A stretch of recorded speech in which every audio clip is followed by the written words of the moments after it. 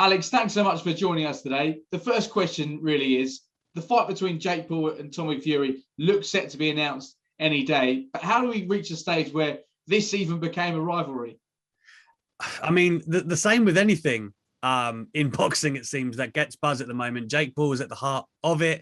I think it's a lovely combination in a perverse way of Jake Paul and his kind of mega promotional tactics that, he's really parlayed into his own promotional company now, MVP, where he uses his social media reach to really make his dreams come true in a weird way. And then you've got Tommy Fury, who's like, in his own right, a big name because of Love Island, really, if we're being frank to begin with. And then he's the brother of the greatest heavyweight of his generation in many eyes, in Tyson Fury. So Jake Paul is yet to fight a proper boxer. Lest we forget that. He's never fought anyone who has a professional boxing fight behind them on their record.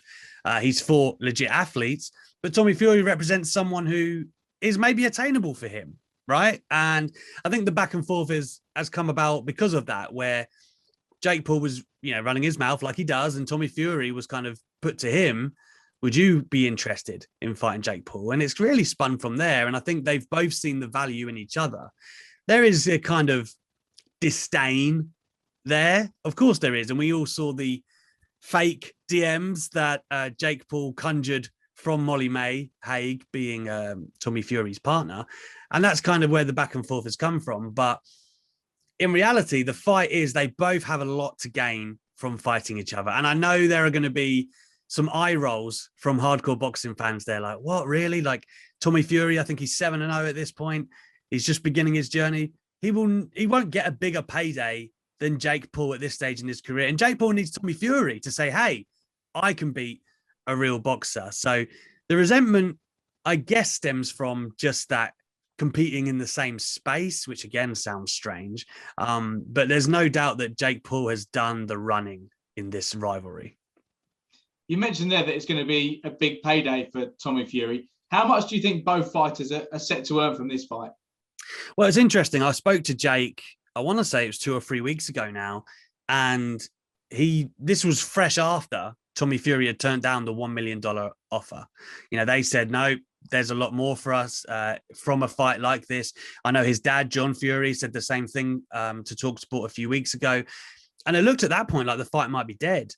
And Jake and his promoter at that point, or his manager, they always said they were planning to fight end of November, December time. They were going to fight again this year, whether it was Tommy Fury or not.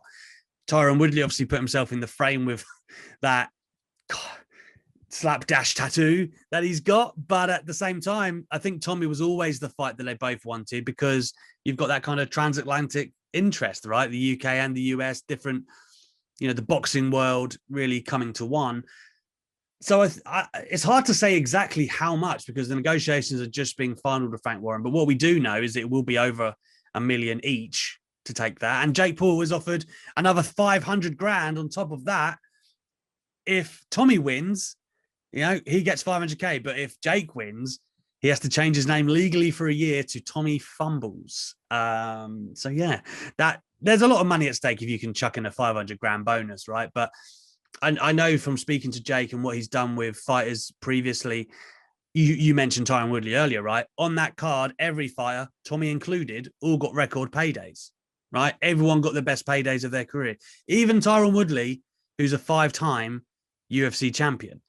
And when you look at it as a base purse, they're probably going to earn well, but you have to imagine them with the pay-per-views and Showtime, Frank Warren working together as well. There'll be, pay-per-view buys, which if you look at the Paul brothers, they draw in about $1 million each in and around. And that doesn't sound loads, but it really is in today's climate of boxing. So if they get money out of that as well, then wow, it's a real payday. And do you think this fight against Tommy Fury, a Brit who's not got a huge professional background to his name so far, is it a fight that you think will gather some interest? Do you think Americans will want to view this fight? Yes, because I think people are going to think this is the first guy who could actually really knock out Jake Paul. Lest we forget, Ben Askren. I know it's funny to look back now when he got knocked out in the first round, but even before that, there was those of us that know knew that Ben Askren wasn't going to go in there with great hands. We've watched him. He's like an amazing wrestler, right? Nobody would ever dispute that, but he was never going to knock out anyone, much less Jake Paul, who was a vastly bigger man. And that size differential, you look at Logan Paul and Mayweather, and you look at Jake Paul and pretty much anyone he's fought, even Tyron Woodley, although Woodley did stagger him, that he always has that size advantage. And the fact that he actually trains in boxing for the past couple of years. Those are the two things he always brought to the table against his opponent. With Tommy, he doesn't have the youth. He doesn't have the size. He doesn't have the, and I mean size in terms of height and build. It's hard to say where he does have the advantage on this occasion. And I think that's where the allure comes from. Okay, Tommy Fury actually is a trained boxer, roughly the same amount of time professionally.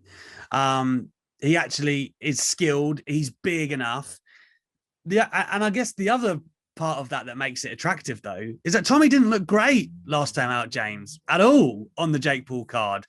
And then people are thinking, hang on a minute, what if Jake Paul beats Tommy Fury? And we've already seen his dad and brother have said they'll disown him, right? He'll either have to get rid of the Fury name or retire. And I don't doubt John means what he says. And that to me makes it an interesting proposition. Are we finally going to see someone knock out Jake Paul, right? Or is the Fury family prince going to crumble at his first real hurdle? Like, either way, it's pretty fascinating from that in that regard. And I think the Pauls have proven thus far, even just if you look at their social media fan base, that will buy the pay-per-views. It will generate money. It will generate buys.